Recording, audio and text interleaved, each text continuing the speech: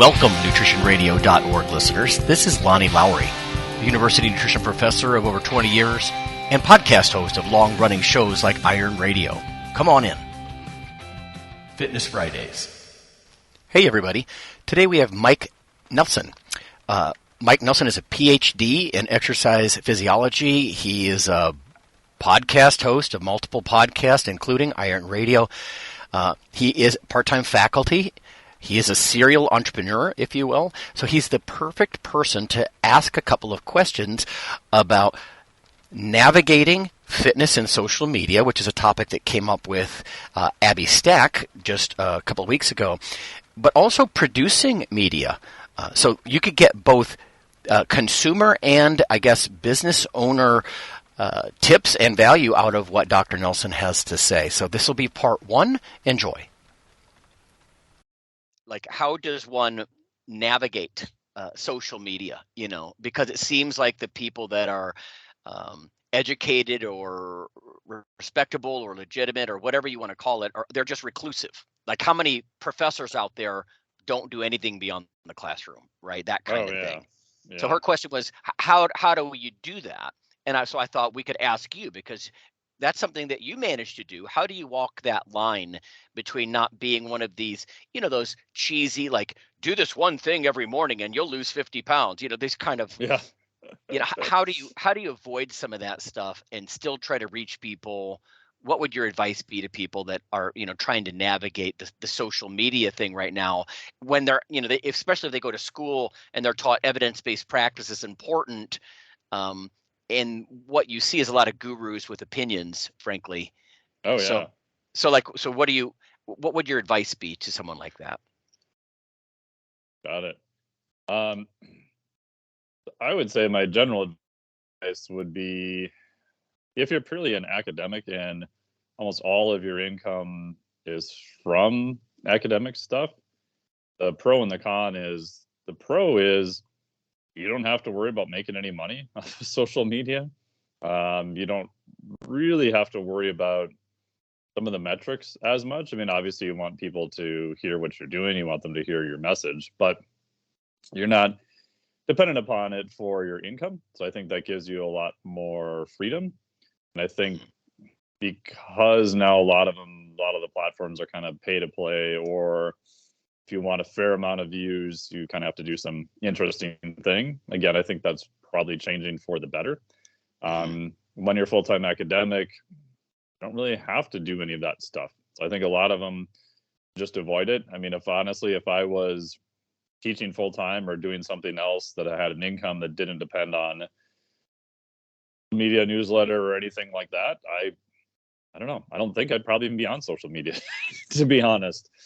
Yeah. So I think at this point, it's almost, if you're trying to promote something, you have a business, it's kind of sort of a necessary evil. Obviously, there's people who are successful who don't do that.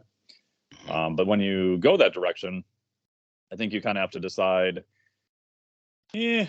what is sort of your line of how far you're going to push something versus try to stay closer to the evidence. Obviously, you can't make any. I know for certain that, I do have some supplements that I do recommend to my newsletter list on occasion. I am an affiliate for some of them, which I clearly disclose. Honestly, I don't make that much money from it. The only main reason I do it is, some income is nice. I like supporting some of the companies I think that are doing stuff a better way. Yeah. But I also realized that people on my newsletter list were buying just absolute garbage. Oh.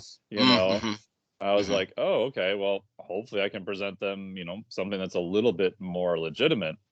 But I also know that if I made bigger claims and made it sound like, oh my God, this supplement changed my life, which I don't know, I wouldn't do, I probably would sell a lot more product. But yeah, again, that's not my number one goal. And I specifically designed my business so that I'm not dependent upon affiliate sales for pretty much anything because of that potential reason. So how do you make it attractive? Because you're competing against preposterous claims with almost no evidence. How do you walk that line? So what I opted to do is I do most of my stuff through a newsletter, which people can sign up for. Go to MikeTNelson.com. And the reason I do that is, one, I can control all of that. So once people have opted in, if I want to I could send them 7 emails a day, which I'm probably not going to do, but I could. Or I could email them once a week, once a month, whatever. I like communicating, mostly on a daily basis, but I can control whatever I want to do. If there's a new video I put out and it's on YouTube, I can send them to YouTube. I can send them to Twitter if I wanted, wherever. I can control what I do. And as long as I have those emails backed up, there's no real algorithm or anything else I have to worry about. I don't have to worry about super hypey claims. Obviously, I want people to open them and read them. Whereas if you're really big on Facebook, Twitter, Instagram, whatever it is, you're still kind of using a rented audience. We've been around long enough to see them change the algorithms on YouTube, change the algorithms on Facebook, even Instagram within the last year, because once the company is public, they realize it's kind of a pay to play. Even on Instagram, it's a weird thing that you have to have 10,000 followers in order to paradoxically send people off Instagram. So my biased opinion, Instagram has this weird thing where they want to keep you interested just enough to try to get you to that mythical, magical 10,000, but they don't want people to hit it real fast, because if everybody hits it real fast, in essence, they're sending people for free off their platform. So they want to encourage you to do, paid ads to get a greater reach. And, those things aren't bad. It's just once they're a public company, their incentive is to make money. So I like doing it mostly directly through a newsletter. It's a lot longer process. It is, I don't know, potentially more work. But I think, at least in my business, it's dramatically reduced the volatility of it and being a little bit more insulated, and you're not as behest to, whatever wacky, crazy thing is trending, right? So Instagram is really pushing people to reels. They've expanded the time frame on a reel now a little bit. In essence, you've got, 30, 60-ish seconds to convey a message.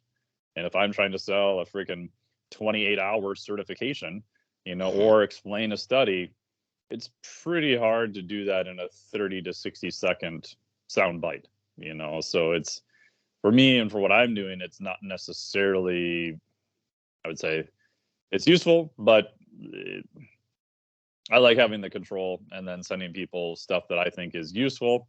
And as long as they respond positively, right, I can look at metrics, I can do surveys, etc. Look at sales, then I can manage what direction to go. So would you recommend that people, when they're jumping on social media, because like you said, with the supplements, garbage supplements or bad advice, whatever they're doing, should they look for newsletters? Are newsletters across the board a safer bet, or are you unique in that space? What I've noticed, which again, it's a generality, and there are people who definitely violate this. I've generally seen that people have a longer form content. They tend to be a little bit better.